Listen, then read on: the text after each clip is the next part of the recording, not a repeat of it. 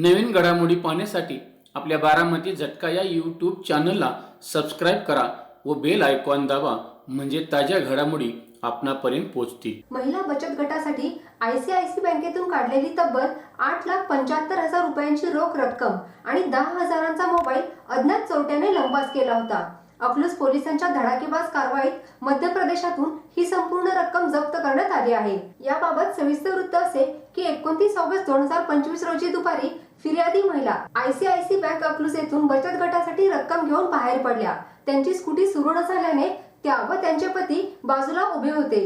या दरम्यान पैशांची बॅग गाडीला अडकवून ठेवली असता अज्ञात चोरट्याने संधी साधून बॅग पळवली। या प्रकरणी अकलूज पोलीस ठाण्यात गुन्हा नंबर 583/2025 प्रमाणे गुन्हा नोंद करण्यात आला। गुन्हा नोंद होताच अकलूज पोलीस ठाण्याचे गुन्हे प्रगटीकरण पथक व उपविभागीय पथक सक्रिय झाले। नगर परिषद व परिसरातील सीसीटीव्ही फुटेज तपासून आरोपीची माहिती गोळा करण्यात आली। सायबर शाखेच्या मदतीने आरोपीचा माग काढला असता तो मध्य प्रदेशातील राजगड जिल्ह्यातील कडियान सासी पचोर येथे केल्याचे समोर आले।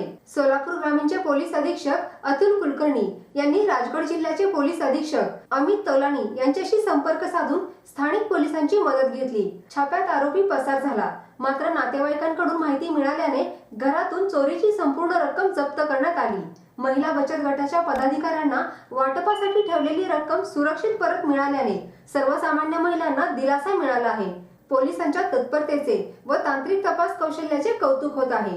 या धडाकेबाज कारवाईत सोलापूर ग्रामीणचे पोलीस अधीक्षक अतुल कुलकर्णी, अप्पर पोलीस अधीक्षक प्रीतम यावलकर, उपविभागीय अधिकारी संतोष वाळके, पोलीस निरीक्षक नीरज उबाळे यांचे मार्गदर्शन होते। विशेष तपास पथकातील निकम, पोलीस नाईक दत्ता खरात, पोलीस नाईक राकेश लोहार, अकलूज पोलीस ठाण्याचे शिवकुमार मधभावी, सायबर शाखेचे जुबेर तांबोळी यांचा सहभाग महत्त्वाचा ठरला। याचा पुढील तपास पोलीस हेड कॉन्स्टेबल विक्रम घाडगे करत आहेत। याची सविस्तर माहिती अकलूज पोलीस ठाण्याचे पोलीस निरीक्षक नीरज उबाळे यांनी दिली आहे। 85,000 रुपये ही गुन्ह्यातील फिर्यादी यांनी काढली असता सदरची रक्कम एका लहान मुलाच्या मदतीने आरोपींनी पळवून नेली होती। त्या बाबतीत अकलूज पोलीस ठाणे या ठिकाणी गुन्हा दाखल झाला होता। सदर गुन्ह्याचा तपास अकलूज पोलीस ठाण्याचे तपास पथक आणि SDPO सरांचे तपास पथक असं संयुक्त करत होतं। त्या गुन्ह्याच्या तपासादरम्यान तांत्रिक विश्लेषण आणि इतर माहितीच्या आधारे तपास पथकाला माहिती मिळाली की सदरचे जे आरोपी आहेत ते आरोपी जे धार्मिक ठिकाण आहेत, धार्मिक ठिकाणी असणाऱ्या ठिकाणी रूम भाड्याने घेऊन राहत आहेत। रूम भाड्याने म्हणजे धार्मिक ठिकाणचं यांची मोडच अशी होती की धार्मिक ठिकाणी जे निवासस्थान असते त्या ठिकाणी हे आरोपी राहत होते। आरोपी हे लॉजला किंवा हॉटेलला राहत नव्हते। त्या माहितीच्या आधारे आरोपींचा नांदेड या ठिकाणी शोध घेतला। त्याच पद्धतीने तपास पथकात तांत्रिक तपासात असं आढळून आलं की सदरचे आरोपी हे मध्य प्रदेशातील आहेत आणि मध्य प्रदेशातील त्यांच्या मूळ गावी आरोपीचं आम्हाला नाव समजलं तपास पथकाला। मध्य प्रदेशातील मूळ गावी आरोपीचा शोध घेतला। त्या ठिकाणी तपास पथकाला तिथल्या स्थानिक पोलिसांच्या मदतीची आवश्यकता पडली। सोलापूर ग्रामीणचे माननीय पोलीस अधीक्षक अतुल कुलकर्णी सर यांनी राजगड जे आरोपीचं मूळ जिल्हा आहे त्या ठिकाणचे माननीय पोलीस अधीक्षक यांच्याशी संपर्क करून स्थानिक पोलिसांची मदत उपलब्ध करून घेतली आणि आपल्या तपास पथकांनी अकलूज पोलीस स्टेशनच्या तपास पथकाने आणि SDPO सरांच्या तपास पथकाने आरोपीचा शोध घेऊन त्या ठिकाणावरून जी चोरीस गेलेली रक्कम होती 8,85,000 रुपये ही हस्तगत केलेली आहे। पोलीस त्या भागात आलेले आहेत अशी आरोपीला कानपून लागल्यामुळे आरोपी तिथून पसार झालेला आहे, परंतु तो फार दिवस आमच्यापासून हे राहणार नाही। त्याचे बाकीचे डिटेल्स आमच्याकडे आहेत। लवकरच आम्ही त्या आरोपीला पकडू। पाठीमागच्या एक महिन्यापासून अकलूज तपास पथकाने अतिशय उत्कृष्ट अशी कामगिरी केलेली आहे। आपल्या सगळ्यांना माहीत आहे यापूर्वी अकलूज ST स्टँडवरून चोरीस गेलेले 10 तोळे सोने जे आहे ते आमच्या तपास पथकाने 48 तासाच्या आतमध्ये रिकव्हर केली होती आणि त्या गुन्ह्यातील आरोपींनाही अटक केली होती। तसंच जबरी चोरीच्या गुन्ह्यातील फरारी आरोपी सचिन जगताप नावाचा आरोपी होता। हा बरेच दिवस पोलिसांना सापडत नव्हता। त्याच्या पाठीमागं स्थानिक गुन्हे शाखा सोलापूर हे प्रयत्न करत होते. हा सचिन जगताप जो आहे, ह्या सचिन जगतापलाही आमच्या तपास पथकाने अटक केली आणि जवळजवळ आमच्याकडच्या अकलूज पोलीस ठाण्याकडच्या तो 4 गुन्ह्यात पाहिजे होता आणि इतर पोलीस ठाणे जसं आपल्या बाजूस असणारा इंदापूर पोलीस ठाणे आणि इतर पोलीस ठाण्याच्या गुन्ह्यात त्याची आवश्यकता आहे. संबंधित पोलीस ठाणे हे सचिन जगताप यास ट्रान्सफर करून घेतले.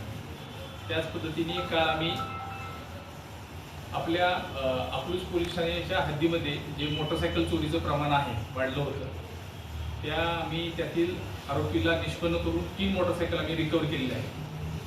आमच्या अकलूज पोलीस स्टेशनच्या हद्दीतील मोटरसायकल चोरीचे गुन्हे त्याचप्रमाणे आपल्या बाजूस असणारा धाराशिव शहरामध्ये मोटरसायकलची चोरी झाली होती, त्या गुन्ह्यातील आरोपीला आम्ही अटक केलेली आहे.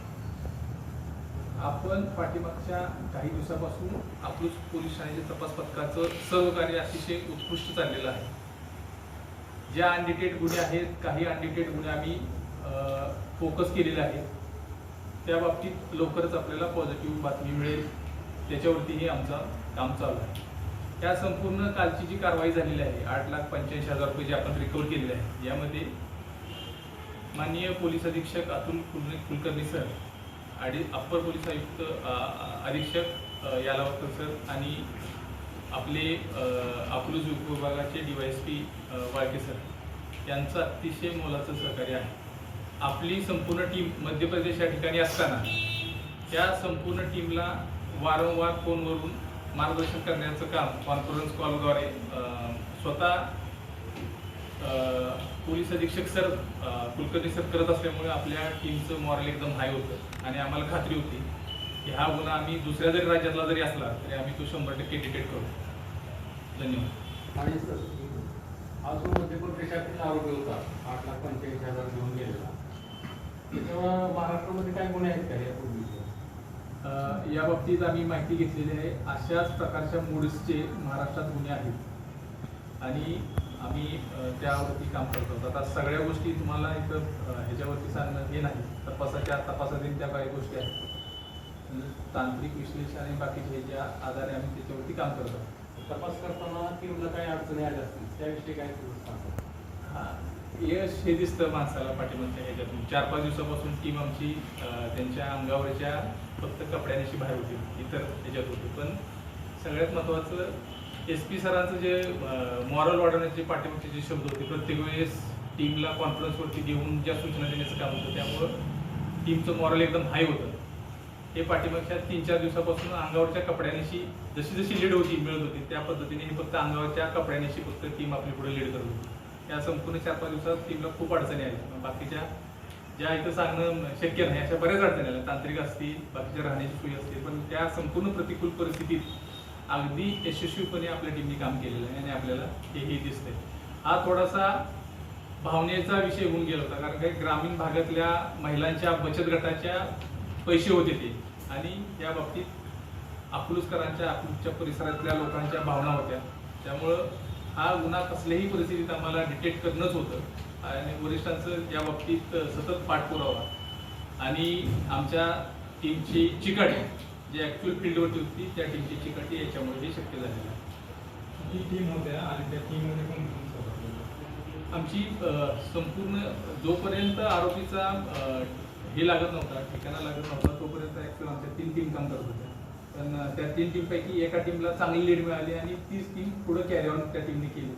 त्यामध्ये स्वतः DYSP सरांची जी एक टीम आहे ती टीम काम करत होती आणि आमच्या अकलूज पोलीस ठाण्याकडची तपास पथकातील टीम काम करत असे जॉईंट ह्यांनी हे काम केलेलं आहे. टीममध्ये कोण? टीममध्ये आमचे सहाय्यक पोलीस फौजदार निकम, पोलीस हवालदार मधुमती, पोलीस कॉन्स्टेबल खरात आणि पोलीस कॉन्स्टेबल लोहार. त्याच पद्धतीने यामध्ये सर्वात महत्त्वाचं जे काम केलेलं आहे, जो टेक्निकल सपोर्ट लागतो, तो सोलापूर ग्रामीणची जी सायबर सेल आहे आमचं, सायबर सेलचे तांबोळी म्हणून आहेत, अतिशय त्यांनी महत्त्वाचं काम केलेलं आहे. बाकीच्या बाहेरच्या तपासासाठी टेक्निकल सपोर्टची आवश्यकता असते, तांत्रिक विश्लेषणाची आवश्यकता असते. तो संपूर्ण जो सपोर्ट जो आहे तो सोलापूरच्या सायबर सेलने आम्हाला दिलेला आहे. आरोपीला पकडण्यासाठी पोलिसांची पुढची दिशा काय असते? मी तपासाच्या काय गोष्टी आहेत या ठिकाणी क्लिअर करता येत नाही, परंतु टेक्निकल ह्याच्यावरती आणि सोर्सवरती आरोपीला पकडण्यासाठी सर्व मटेरियल तयार आहे. लवकर त्यातून या प्रकारचे इतर गुन्हे निष्पन्न झाल्याचे आपल्याला दिसते. हस्तगत झालेली रक्कम संबंधितांना द्यायची काय प्रोसेस आहे ती कधीपर्यंत? हस्तगत झालेली रक्कम जी आहे संबंधितांना देण्याची प्रोसिजर आहे ती 1-2 दिवसात पूर्ण केली जाईल. तात्काळ रक्कम संबंधित महिलांना परत मिळते. 1-2 दिवसात त्यांना रक्कम परत मिळते.